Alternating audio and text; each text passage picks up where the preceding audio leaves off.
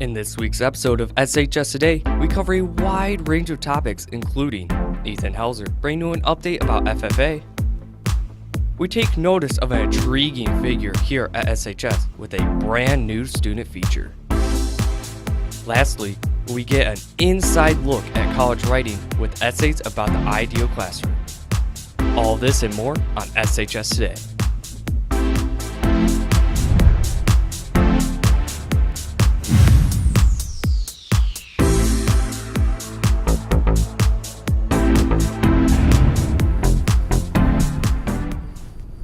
What is up, Saline? I'm your host, Zachary Plisko, here with David Collard for a brand new, exciting, exquisite episode of SHS Today. Let's jump right into the news.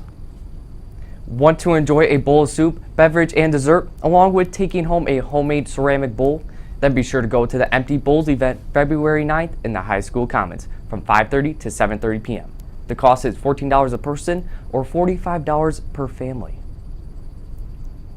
Now, we're almost halfway through the school year here at SHS, and the Saline FFA has been on a groove with competitions and shows. To give us an update, we take a minute of Ethan's time to hear more. Hi folks, welcome to 1 Minute in Saline FFA. I'm Ethan Hoelzer, and today we'll be covering a few topics. On November 3rd, the Saline FFA went to the state boiler contest. Our very own Ryan Lucart, a Saline High School sophomore, placed first. Carson Schoen, a junior, placed second. Cody Ream, a junior, placed third. Congratulations. On November 30th, 2016, our very own Saline FFA president, Kristen Klager, came out on top on statewide youth discussion meet. Well, that's all for now. Till next time, I'm Ethan Hoelzer, back to you in the studio. Actually, our own Ethan Hoelzer is a former winner of state Golden Dairy Foods. Thanks, Ethan. We look forward to next month's update. Next up, we learn about a rather well-known figure around the school for his interesting personality and sick guitar skills. We hit up Luke Crespo to learn more about him. I am a student going to Saline High School who I try my best every day to work really hard.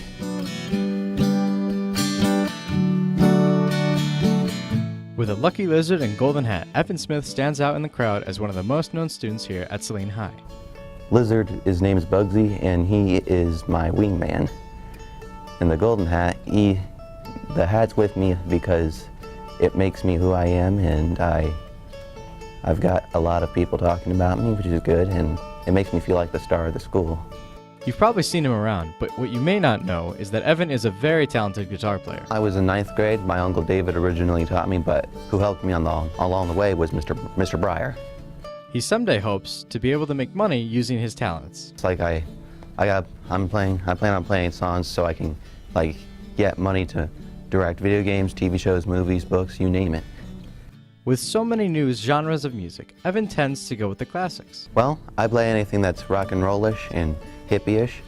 Let's see, Here Comes the Sun and rock and roll music, birthday song, Twist and Shout.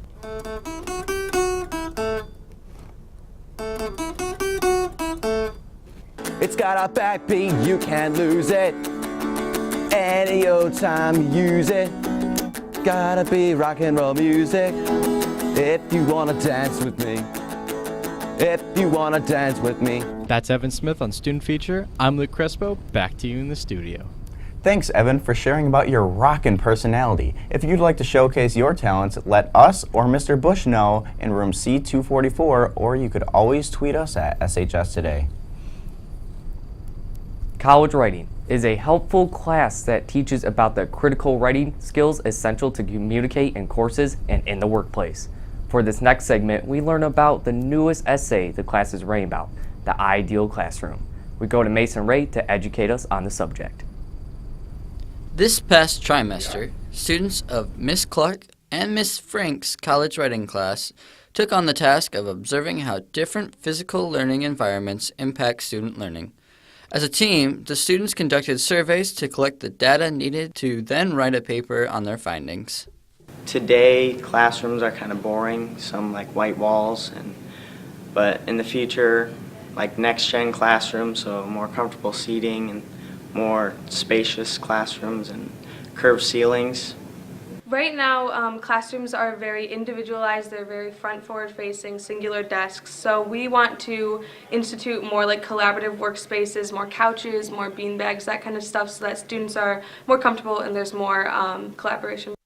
68% of students agreed that they would like to see an improvement in the furniture here at the high school to make learning spaces more comfortable, while 90% of the students would like to see an increase of collaborative seating arrangements. We found that students generally want a next generation classroom. They enjoy the furniture that is in them and they find themselves more productive when using them. Saline's doing pretty well with a lot of our next generation classrooms. Miss Denson has a really good one, and I know there's a lot implemented in other classrooms, but we're hoping for more widespread next generation classrooms. I think Saline is doing very well in taking a step forward with next generation classrooms. Signing off, I'm Mason Ray. Back to you in the studio. Thanks to the foundation of Saline area schools for funding these awesome new updates that we'll continue to see throughout the years. Personally, I think having a couple beanbags laying in the commons would be pretty sweet. Soon. All right, soon. Soon. I Jeez. can't wait. Anyways, ladies and gentlemen, that's it for the news this week, but we hope you've enjoyed the show. Signing off, I'm Zachary Plisko. And I'm David Collard. Tune in next week for a brand new segment of Nerd News with Zach Turner and a quick inside look on Boys and Girls State. Have a great weekend, Hornets.